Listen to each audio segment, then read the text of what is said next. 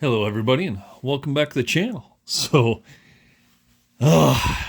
Unfortunately, I was not able to go racing more on Saturday.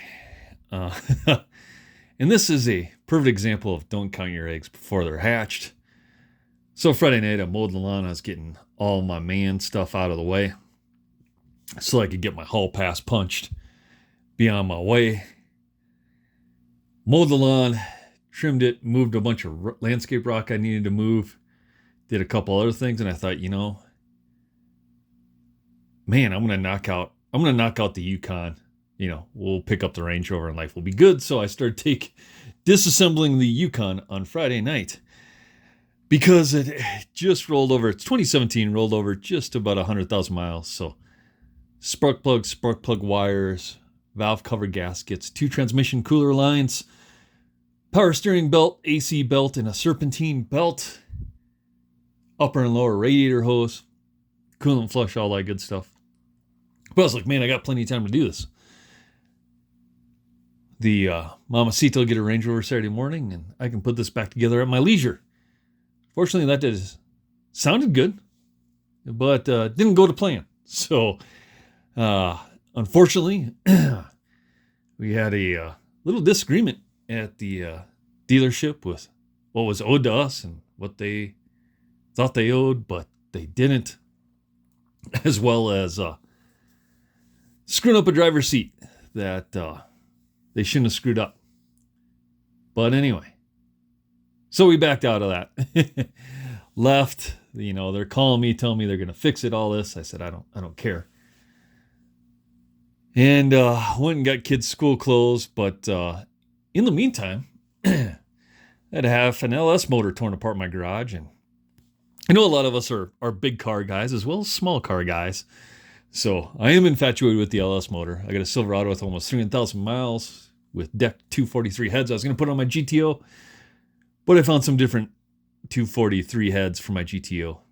Much lower mileage. Put those on my GTO instead.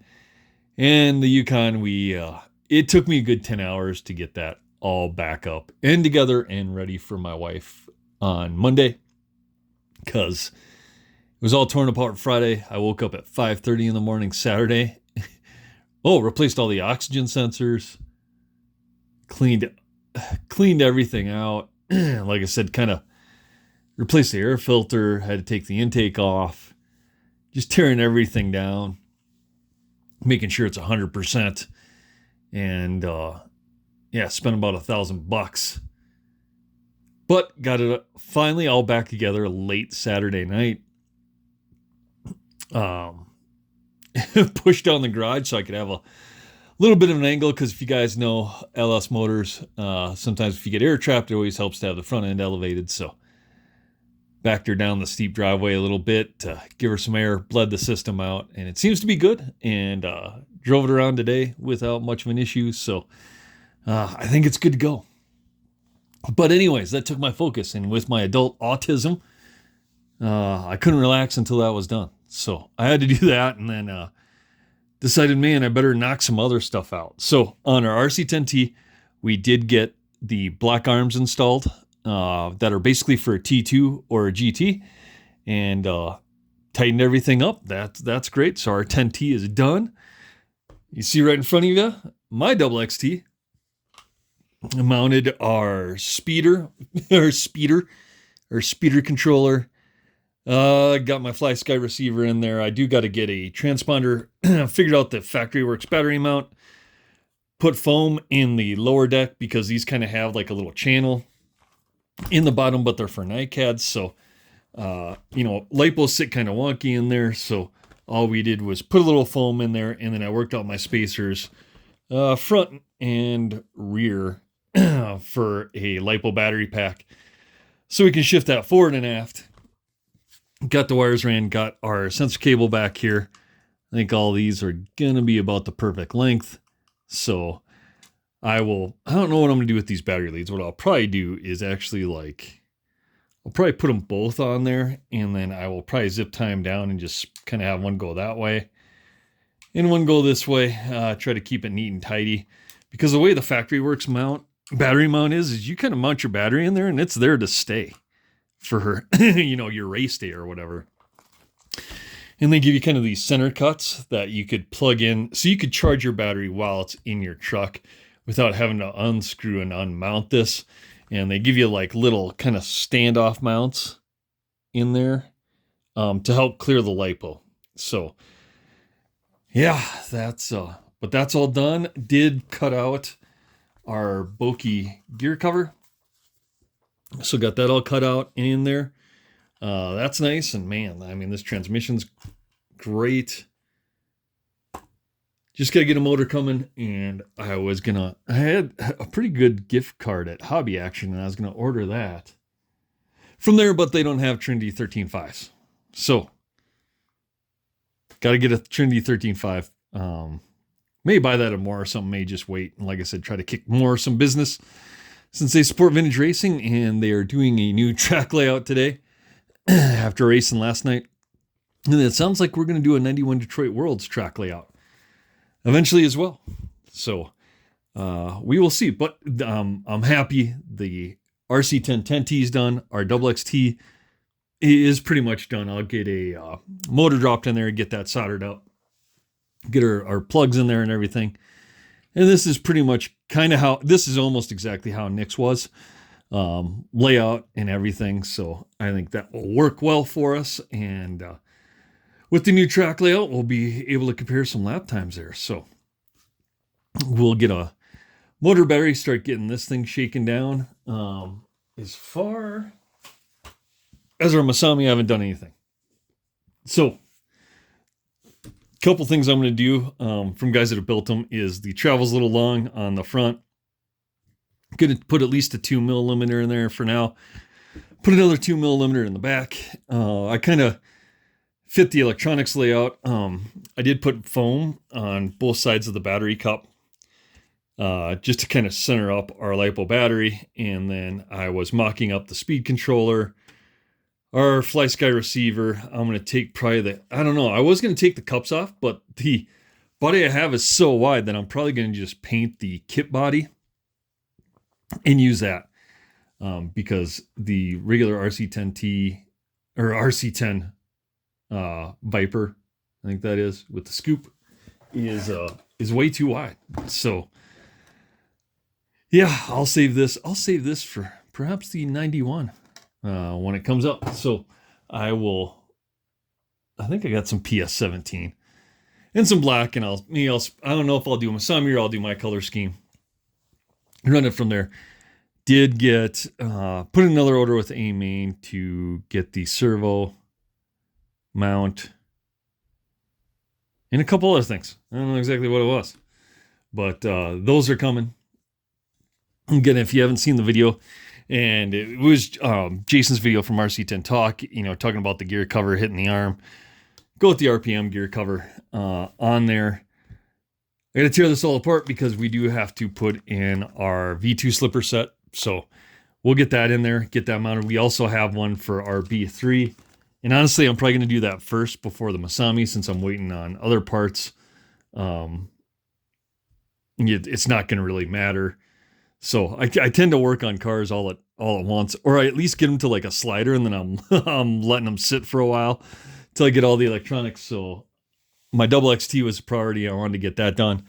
Wanted to get everything else done. And then thank you everybody for the comments on Vegas. I think it is between the Schumacher Cougar and the Losi XX buggy.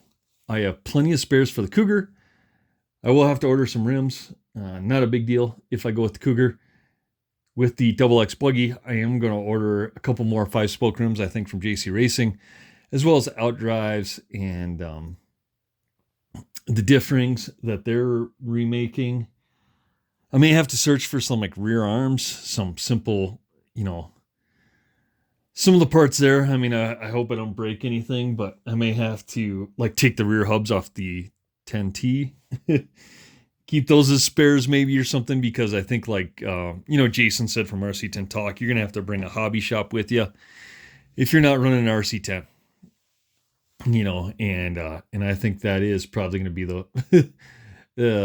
I think that's going to be it, because I don't think there's going to be too many people running Schumachers Tamiya Astutes, or I think there'll be some Losies there. I think Losi will probably be the second. I don't know. Let me know what you think. I think Losi will be the second biggest car after the RC10 platform, whether it's an 89, Kinwall Championship Edition, what have you. Some of the fan stuff I'm sure is going to be there as well. So we'll see. And I'm not opposed to run an RC10 platform, but I would like to run something different. And man, I look at that Losi XX buggy. Let me grab that thing. Whoo, doggy. Look at that girl. Let's get her all in here.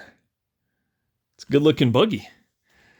I think some of the only things I'm worried about are a little bit about the spring package is good. Man, I got some MIP shiny CVDs on there.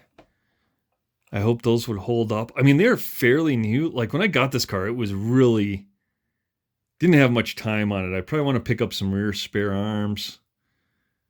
I have a spare top deck. I have, I've been going kind of through eBay, and I bought basically almost a complete front end. Obviously we have our JC Racing arms. I have a spare set of those. I have caster blocks. I have the steering spindles. I have the hexes. I have all the complete bearings. I mean, Dragon Punch, I could probably order a spare shock tower, but I do have the carbon that was on it. Maybe a rear shock tower. I mean, I don't know I don't think that track is going to be that aggressive where you're tripling or anything like that. So I will see about. I mean, I don't think you're going to need a ton of spares. We have a Subaru Tech from Bulkhead. I have a spare one as well. I have a spare top deck brace from Dragon Punch. So that's all good. I mean, really, unless you break the comb on the chassis, I think that's really the only thing that could kind of quote unquote put me out. Because I don't think there's really much else. I mean, some of the diff would probably be the biggest thing if you blew the diff out. That having some spares there would definitely be useful. So, like I said, I got all the bearings. Man, this might be it. I wish I could get some sweet J Concepts wing buttons that weren't screwed up and the logos were actually orientated or clocked correctly, but shit, who knows? And honestly, this car, we have all of our electronics down the center. We're going to do kind of the same thing with our Masami speed controller receiver in the back. We'll figure out something with the steering servo and then obviously motor in the back and go from there. But man, that Losi, whoo. That might be the ticket. And I really do think a long car, long arm maybe is the way to go. I think that's what, Jason with RC10 Talk was leaning into. A couple other guys I've been talking to have been leaning towards more of a long arm car, whether it's an RC10 platform like the Masami or, a custom built, A&L, or like I said, our Dragon Punch long arm car is great too. I mean, we could take that thing. I don't know. And like I said, I'm not opposed to Associate. I just kind of wanted to do something different. And I think the Losi is different enough. It's just, will we have, I mean, we can rebuild the shocks. They've already been rebuilt. The cartridges are easily rebuildable. Some other stuff like that. And I'm not too worried about like bending I do have some spare hinge pins. So I have those. I just don't plan on break. God dang. And I've raced it. I mean, we've raced a ton of vintage cars. And the Cougar is the only one that I think we've ever really broke that much on. Oh, on our long arm, we did break a rear arm because of a stake sitting up on a tube, tore the rear arm off. But we had a rear arm and hinge pin we had to replace. That was about it. Yeah. And so in almost 3 years of not 3 years, really 2 years of really dedicated running vintage cars, have not had much of an issue or something that's not easily resolved. And I think there'll probably be enough guys running Losi down there that if we band together, I think we can make something happen. It would be nice to get some diff parts, rear arms, and some CVDs. So I may continue to hunt on that. Like I said, we still have a good 2 months left, 9 weeks or something. So in the meantime, I'll just kind of search eBay, see what comes up. Yeah, we're building up our spare boxes anyway. So maybe we can, and who knows, maybe Dragon Punch or some other companies will start making some spare parts for the Double X, because I really think that might be the car to have. And I really do like the Double X, but man, the Cougar, oh, if there was a way to get the wheelbase longer on that, I think a little bit, I think we'd be in good shape. But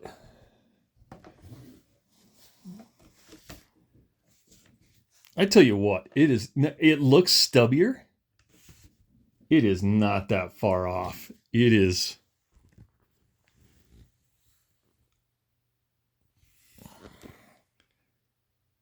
It is not that far. It's just a couple millimeters. So, I don't know. Now looking at that, in the Cougar we have plenty of spares for too. So this one actually we have probably more spares than a lot of stuff. I gotta tighten up those hub carriers a little bit. I don't know exactly how to do that. We'll see. But yeah, that's. I thought for some reason that this was like the wheelbase was like a lot shorter, and it is not that much shorter. I think it's just because the Losi looks long with the motor in the back and stuff like this. The depth from the shock tower to the rear motor guard is definitely longer than I think even an RC10 or anything else. So, maybe the Cougar's it. I mean, I have a spare chassis for this. The only thing else I'd order is wheels and probably a spare front shock tower after getting scared and like I said, the screws breaking. May be good to get some spare shock towers on that thing. But other than that, this thing is, man. And if we take the Schumacher, man, we got to get like a different motor. Got to get like an LRP or something Euro spec in there. Maybe an Orca. I don't know. Now it's got me thinking. It may be the Cougar. And don't forget, guys, at the 91 Detroit Worlds, there was two Cougars and one Losi. And one Traxxas, and I think everything else was an RC10. There was no Kyosho. I'm trying to think what else was in the 91 final. I think it was all RC10s, 2 Cougars, Kyle Reed's Losi, and Scott Montgomery's TRX1. Which, incidentally, I want to say, I don't know, it's been a while, but I did some research trying to find that car, and it was in Rapid City, South Dakota. I think his son has it, and his son lives there. This was like 7 or 8 years ago. But anyhow, wanted to give everyone an update. Didn't make a lot of progress. Big progress this weekend. Made a lot of little progress. Like I said, our RC10T, black arms on it now. Tamiya is always looking good. B3 needs the Octalock. The fan is in good shape. So I think everything else is about done. So the Kinwald, I just don't know. I just really don't have time for it. I don't really care to do much else with it. So I will probably send the Kinwald packing because I'm not going to race that. So I'll probably send that, sell that, get rid of that thing. If you're interested in a built Kinwald, let me know. What is it? RC Vintage Model Cars at gmail.com. So if you're interested in Kinwald, I will probably let that go just to free up some funding for other projects here, as well as like building supplies for Vegas, because if we are going to take the Losi, I need to get some parts to feel comfortable. Schumacher's pretty much ready to go. Like I said, just got to order some more sets of wheels and probably like spare shock towers, and that's about it for that. Everything else, bearings, all that stuff's really available. Got the carbon steering, all that. So I think we're in pretty good shape on that. And then let me know below what you guys are doing for tires. I think J Concepts, is the way we want to go because they're sponsoring the event. So I think Carver fronts and the paddle rears, and I forget what they're recommending for 4-wheel, but have to get that together as well. I got to get some spare Yokomo rims for 870C. I think I have one spare set, and I have one set mounted with slicks. So we'll go from there. But this is getting long-winded. Like Jason would say from RC10 Talk, damn, it's damn near 20 minutes. So anyway, like, comment, subscribe down below. We'll make some more progress this week. We'll see you on the next one.